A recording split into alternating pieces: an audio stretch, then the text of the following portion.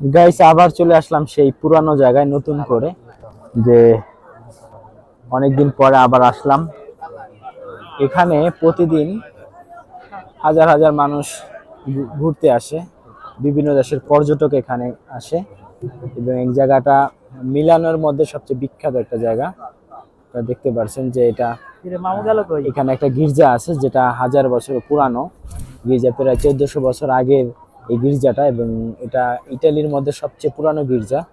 এবং এর ভিতরে এবং অনেক পুরানো দিনের যে যে জিনিসপত্র আছে, এবং আপনি যে এই গোলচক্রটা দেখতে পারতেছেন এটাও অনেক দিনের পুরানো। এবং এই যে মাঠটা দেখতে পারতেছেন আপনারা, আসলে এই মাঠে মিলানো যদি কোনো অনুষ্ঠান হয়, কোনো কনসার্ট হয়, কোনো প্রোগ্রাম হলে এখানেই এই বিশাল মাঠেই আয়োজন করে থাকে। এবং আপনারা দেখতে পাচ্ছেন যে বিশাল একটা মাঠ এবং কত সুন্দর করে, আসলে যে কেউ এটাকে দেখলেই মনে করবে যেটা হয় এটা বিদেশ। আসলে বিদেশে একটা সৌন্দর্য আছে, সেটা হলো সবসময় এরা সবকিছু পরিষ্কার করে রাখে এবং বিল্ডিং গুলা যে যে সুন্দর ডিজাইন করে বানায়, তা দেখতে পারতেছেন কি সুন্দর করে বানানো।